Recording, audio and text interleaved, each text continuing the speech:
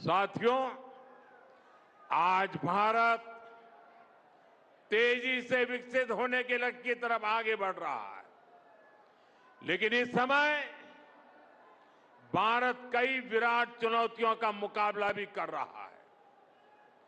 साथियों, कोरोना काल के दौरान ही दुनिया सप्लाई चेन के बहुत बड़े संकट से गिर गई थी। कोविड के बाद यूक्रेन में युद्ध शुरू हो गया, उसने दुनिया की परेशानियां और बढ़ा दी। फूड, फ्यूल, फर्टिलाइजर, इन तीनों चीजों पर गंभीर प्रभाव पड़ा। बीते 5-6 वर्षों में इस संकट से निपटने के लिए हमारी सरकार निरंतर प्रयास कर रही है। आपको याद होगा, उस समय और आज भी फर्टिलाइजर की एक एक बोरी दुनिया में 3-3 हजार रुपये में बिक रही थी। एक बोरी का 3,000 रुपया। कितना? आप बताएंगे एक बोरी का कितना? आंकड़ा नहीं, बोलिए मुंह से। 3,000 रुपया एक बोरी का। कितना? एक बोरी का कितना? एक बोरी का कितना? और भारत के किसानों को वही खाद की बोरी 300 से भी कम रुपये में दी जा रही है। 3,000 के सामने 300 रुपये में। सप्लाई चेन की इन मुश्किलों के बीच पिछले 2 महीने से हमारे पड़ोस में ही इतना बड़ा युद्ध चल रहा है। इसका असर पूरी दुनिया पर पड़ा है और भारत पर तो और भी गंभीर असर हुआ है। साथियों, भारत के पास बड़े बड़े तेल के कुएं नहीं है। हमें अपनी जरूरत का पेट्रोल, डीजल, गैस, ये सब बहुत बड़ी मात्रा में दुनिया के दूसरे देशों से, बाहर से मंगाना पड़ता है। युद्ध की वजह से पूरी दुनिया में पेट्रोल, डीजल, गैस और फर्टिलाइजर के दाम बहुत अधिक बढ़ चुके हैं, आसमान को भी पार कर गए हैं। अड़ोस पड़ोस में देशों में क्या हाल है वो तो अखबारों में आता है। भारत सरकार इस युद्ध के पिछले 2 महीनों से देशवासियों को इस संकट से बचाने के लिए लगातार प्रयास कर रही है। नागरिकों पर बोझ न पड़े, इसके लिए सरकार सारा बोझ सरकार खुद अपने कंधे पर उठा रही है। लेकिन साथियों, जब सप्लाई चेन पर संकट लगातार बना रहे तो हम कितने भी उपाय कर लें, मुश्किलें बढ़ती ही जाती है। इसलिए अब देश को सर्वोपरि रखते हुए, मां भारती को सर्वोपरि रखते हुए हमें एकजुट होकर के लड़ना होगा। हमें याद रखना है, देश के लिए मरना ही सिर्फ देशभक्ति नहीं होती है। देश के लिए जीना और देश के प्रति अपने कर्तव्यों को निभाना, वो भी देशभक्ति होती है। इसलिए वैश्विक संकट के इस समय में हमें कर्तव्यों को सर्वोपरि रखते हुए कुछ संकल्प लेने होंगे और उन संकल्पों को पूरे समर्पण भाव से पूरा करना होगा। जैसे एक बड़ा संकल्प है पेट्रोल डीजल का संयम से इस्तेमाल करना। साथियों, हमें पेट्रोल डीजल का उपयोग कम करना होगा। शहरों में जहां मेट्रो है वहां हम तय करें कि हम मेट्रो का ही उपयोग करेंगे, ज्यादा से ज्यादा मेट्रो में ही जाएंगे। अगर कार में ही जाना जरूरी है तो फिर कार पूल करने का प्रयास करें और भी लोगों को साथ बिठा लें। अगर हमें कहीं सामान भेजना हो तो कोशिश करनी है कि वह ज्यादा से ज्यादा रेलवे गुड्स के जो ट्रेन होती है रेलवे की सर्विसेज से भेजे, ताकि इलेक्ट्रिक रेलवे होने के कारण पेट्रोल डीजल की जरूरत नहीं पड़ती है। जिन लोगों के पास इलेक्ट्रिक व्हीकल है वो भी कोशिश करें कि इलेक्ट्रिक व्हीकल का ज्यादा से ज्यादा उपयोग करें। साथियों, हमने कोरोना के समय में वर्क फ्रॉम होम की, ऑनलाइन मीटिंग्स की, वीडियो कॉन्फ्रेंस की, ऐसी अनेक व्यवस्थाएं विकसित की और हमें आदत भी हो गई थी। आज समय की मांग ऐसी है कि उन व्यवस्थाओं को हम फिर से शुरू करें तो वो देश हित में होगा। Work from home, online conferences, virtual meetings, इनको हमें फिर से प्राथमिकता देनी है।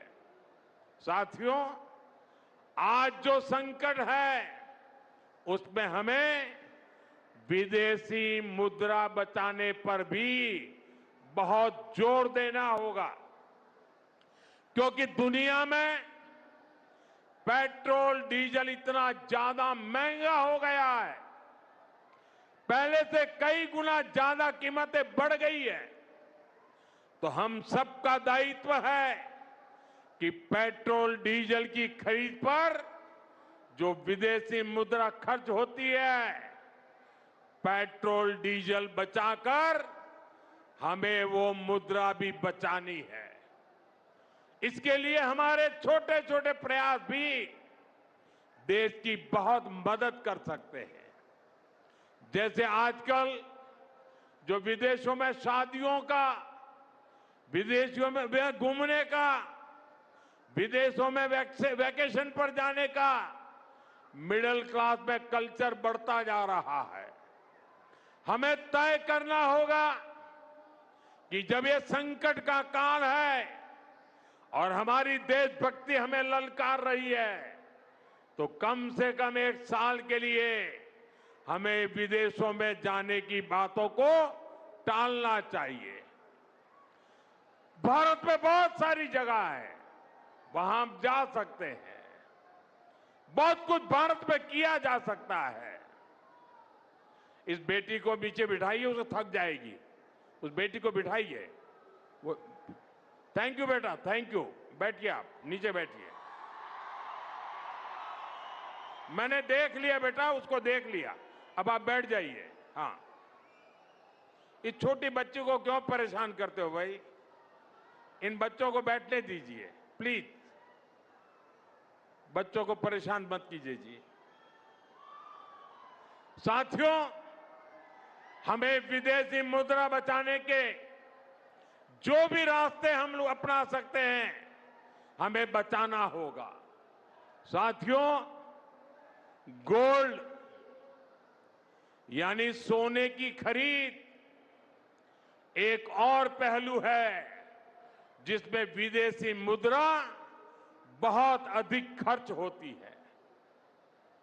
एक जमाना था जब संकट आता था, कोई युद्ध होता था तो लोग देश हित में सोना दान दे देते थे। आज दान की जरूरत नहीं है, लेकिन देश हित में हमको ये तय करना पड़ेगा कि साल भर तक घर में कोई भी फंक्शन हो, कोई भी कार्यक्रम हो, हम सोने के गहने नहीं खरीदेंगे, सोना नहीं खरीदेंगे। विदेशी मुद्रा बचाने के लिए हमारी देशभक्ति हमें चुनौती दे रही है और हमें इस चुनौती को स्वीकार करते हुए विदेशी मुद्रा को बचाना होगा। साथियों, ये समय एक और बड़े सबक का भी है। एक समय था जब हम कॉपर एक्सपोर्ट करते थे, लेकिन आज भारत के सामने स्थिति ऐसी बन गई कि अब हमें कॉपर को भी इंपोर्ट करना पड़ता है। हमारे देश में हड़तालें करवाकर कॉपर प्लांट्स को ठप करवा दिया गया और अब हालत ये हो गई कि हमें कॉपर बाहर से मंगाना पड़ता है और उसमें विदेशी मुद्रा खर्च होती है। इसलिए मैं ऐसे सभी श्रमिक समूह मजदूर संगठनों से भी कहूंगा कि हमें ऐसी बातों का जरूर ध्यान रखना चाहिए। भारत को आत्मनिर्भर बनने से जो भी कदम रोकते हैं उनमें हमें दूरी बनानी होगी और जो लोग ऐसी साजिशों में जुटे हैं उन पर भी कड़ी नजर रखनी होगी। मैं देश की अदालतों से भी आग्रह करूंगा कि ऐसी स्थिति आने पर देश हित में हमें कोई ना कोई रास्ता निकालने की तरफ बढ़ना चाहिए। साथियों, ऐसे ही खाने के तेल का भी है। इसके आयात के लिए भी बहुत बड़ी मात्रा में हमें विदेशी मुद्रा खर्च करनी पड़ती है। हर परिवार अगर खाने के तेल में खाने का तेल का जो उपयोग करता है, अगर वो कुछ कमी करे, मैंने बार बार कहा है 10% कम करो। अगर हम तेल खाना कम करें ना, तो भी वो देशभक्ति का बहुत बड़ा काम है। आप देश सेवा में योगदान दे सकते हैं और इससे देश सेवा भी होगी और देह सेवा भी होगी। इससे देश के खजाने का स्वास्थ्य भी सुधरेगा और परिवार के हर सदस्य का स्वास्थ्य भी अच्छा रहेगा। साथियों, विदेशी मुद्रा की खपत वाला एक और सेक्टर हमारी खेती है। हम बहुत बड़ी मात्रा में बाहर से केमिकल फर्टिलाइजर इंपोर्ट करते हैं। केमिकल फर्टिलाइजर खेती के कारण हमारी धरती मां को बहुत पीड़ा हो रही है। हमारे खेत बर्बाद हो रहे हैं। अगर आज हम अपने खेत को नहीं बचाएंगे तो भविष्य में फसलों पर भी खतरा आ जाएगा। इसलिए बहुत जरूरी है कि हम केमिकल फर्टिलाइजर की खपत 25%, 30%, 40%, 50% उसको घटाए, आधी कर दें और हम उसके साथ साथ नेचुरल फार्मिंग की तरफ बढ़े। हम फर्टिलाइजर का उपयोग कम करके विदेशी मुद्रा भी बचा सकते हैं और साथ साथ अपने खेत को बचा सकते हैं, हमारी ये धरती मां को बचा सकते हैं। और यह हमें करना ही होगा। आज वैश्विक संकटों से जो चुनौतियां आई है, हमें उन चुनौतियों को परास्त करना होगा। साथियों, भारत सरकार खेतों में डीजल पंप की जगह सोलर पंप की योजना चला रही है। हम खेतों में डीजल पंप की जगह सोलर पंप का उपयोग करने का जोर देना होगा। मैं कोविड काल में भी आग्रह करता था कि हम स्थानीय चीजें खरीदें, वोकल फॉर लोकल के मंत्र को लेकर चले।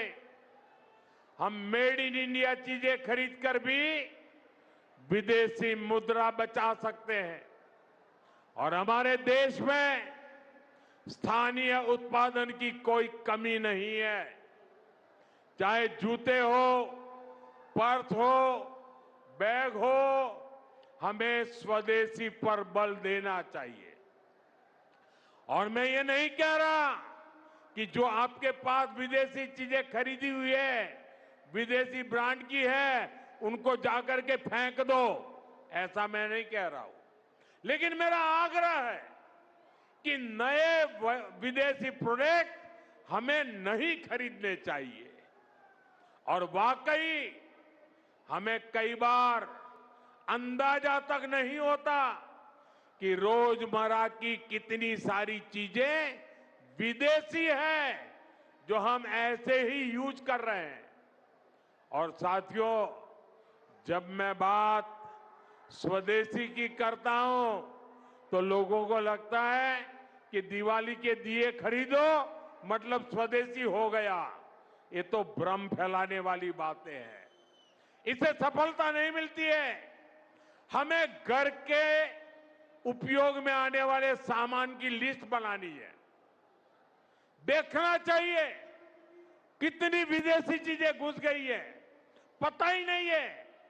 कैंची हो, कंघी हो, छोटी छोटी चीजें, टूथपिन, टूथब्रश, कितना सारा सामान विदेश से हमारे घर में घुस गया है।